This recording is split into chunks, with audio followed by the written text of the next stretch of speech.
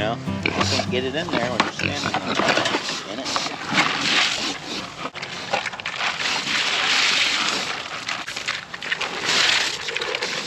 People are always talking about how smart pigs are, but one concept they just cannot seem to grasp is to get out of the way when I'm trying to put your food in the feeder. I guess much like a toddler, they don't mind wearing their food while they eat it.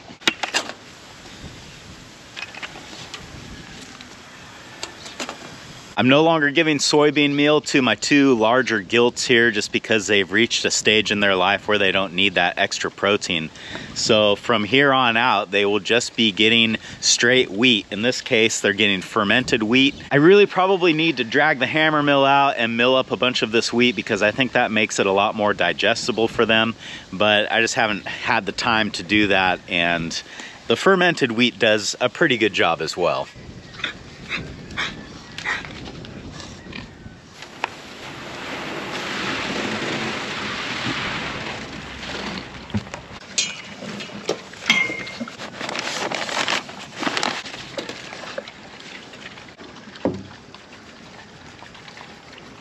The smaller group of pigs over here, they're probably a month or maybe a little more than that younger than the first two that you saw.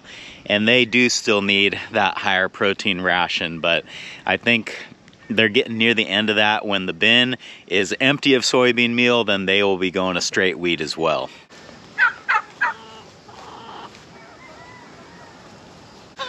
Still got food.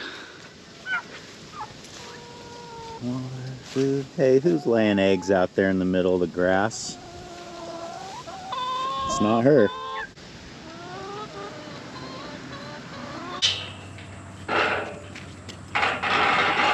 Will today be the day that the steers come when called? Come on, boys!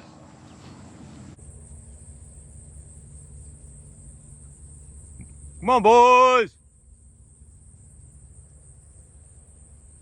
Not gonna be today. Go on, boys. Time to move. Go on.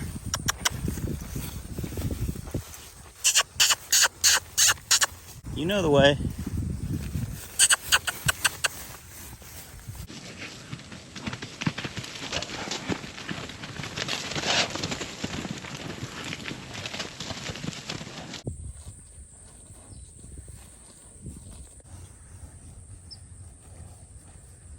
We got a problem right here. Oh, we're probably gonna get wet.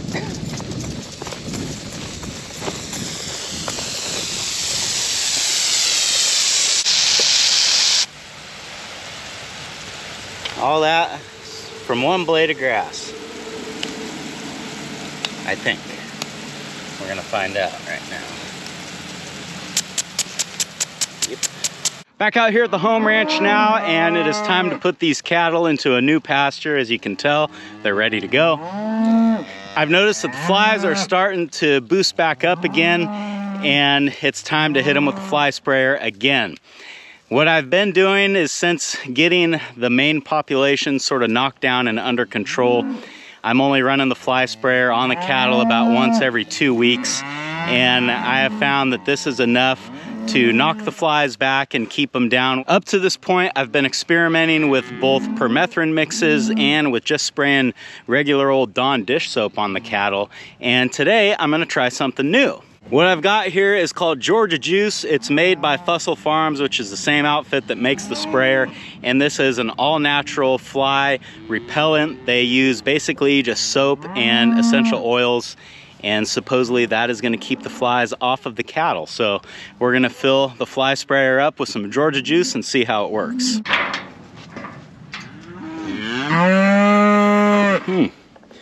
My solar panel is getting awful dirty up here. Charge controller says that we're good, but I think I'll go ahead and clean this anyway.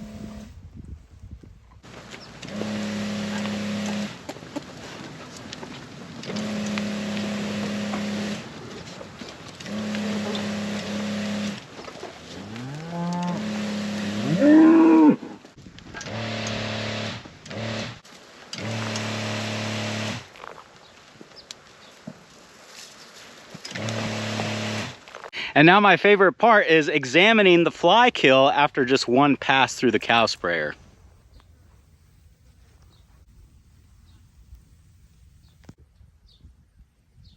Something that I've wondered, and maybe some of you wonder as well, is how much spray material is used to spray the entire herd once.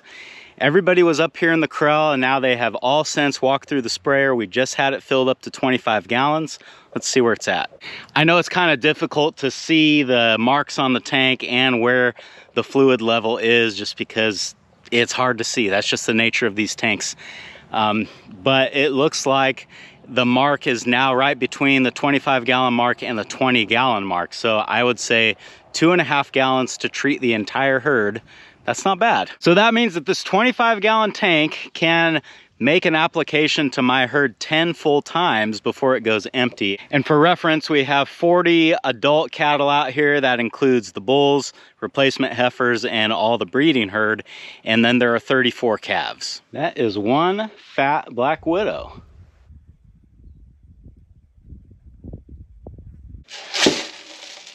That was one fat black widow. Well, I think that everything here is taken care of, at least for now. So now I want to run back up to the house and show you a problem that I've got that needs my immediate attention.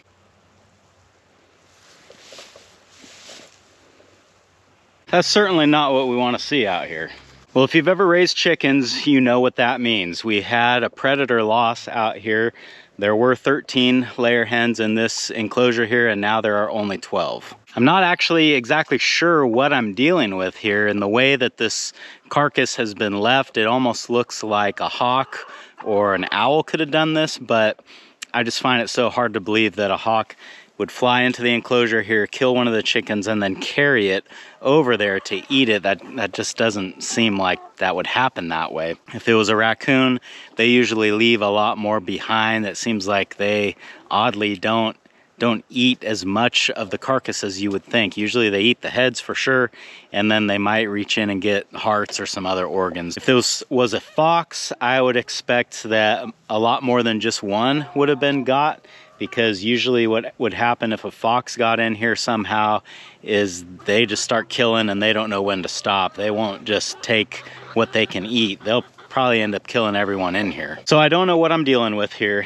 exactly, but I have some ideas of what to do to try to prevent this from happening again, because whatever it is that got that chicken knows that the rest of them are here, and I'm sure it will be back. The first thing that I want to do is I want to increase the voltage on the net. When I first installed this, it tested at about 2,000, and I want to at least double that or possibly more if I can.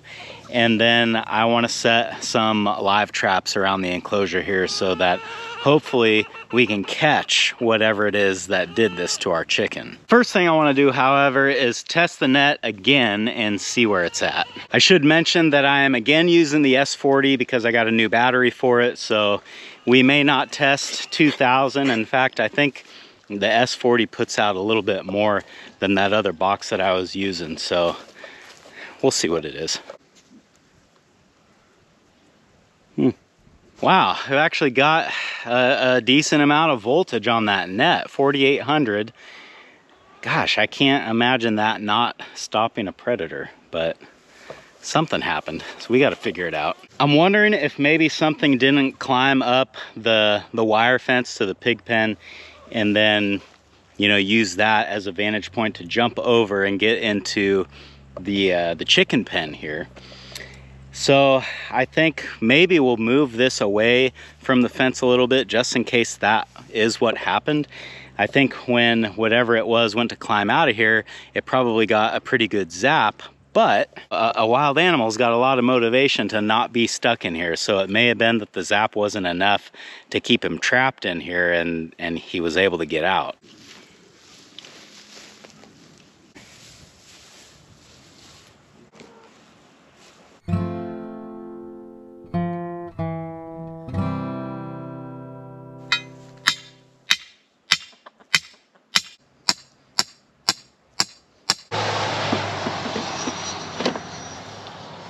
We're now a good 12 feet away from the pig pen here, so I mean, If an animal can climb up that fence and jump in here, then he can have a chicken. I don't see any way that that is possible now, and the reason that I wanted this right up against the pig pen was so that I could put a jumper wire from the hot wire in the pig pen to the net. Now that we're far away, that's not going to work anymore. So I've called in the big guns, and I got my Gallagher S100 hooked up here.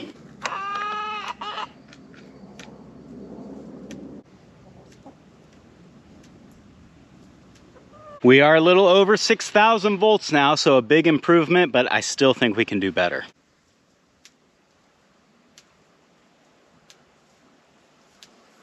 Hopefully you can hear on the microphone that wire popping on the grass.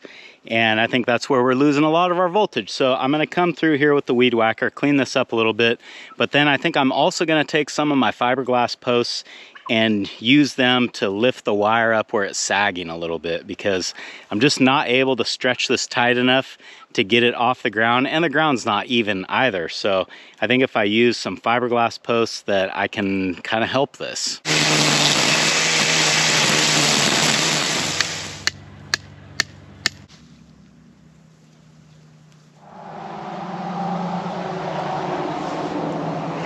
I have checked the fence multiple times and tried to find every place where the grass is touching it and making a little popping sound. I've got all the spots that I can find, so let's put the tester on the wire yet again and see where we're at.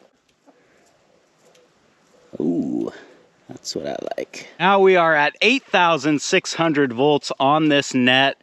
That's probably as much as this box can do.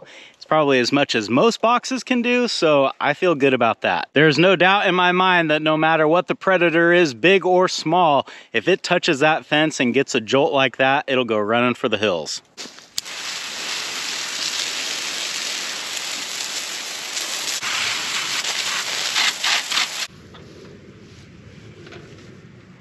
Working with the theory that whatever got that chicken came in on this side of the pen, we'll assume that he's going to try to do the same thing again. So this is where I'm going to put the trap. Now we just got to find something to bait this with. And since I don't actually know what I'm catching, it's kind of hard to decide on what to use as a bait, but I'm thinking like some wet cat food would probably work for a lot of different things. We know this critter likes chicken, but I don't really want to put raw chicken in there. So let's go see what my wife's got for cat food in the house. I need some cat food to put in the trap. Pancakes? No. Just thinking like wet cat food. Here's cat food, and I had some like turkey meat I thought you could put in there too. Turkey and chicken dinner. We know it likes chicken, so this could work. So we got two good pieces of bait here. Actually, I think I'm gonna save the cat food. I'm gonna use the turkey first, and then in case we have like a misfire or something on the trap and the turkey gets eaten and I need to reset this and do it again, then I've got the cat food that I can use for that. So I'm wondering what are the odds that I actually end up catching our cat. It's probably pretty decent. This is easier.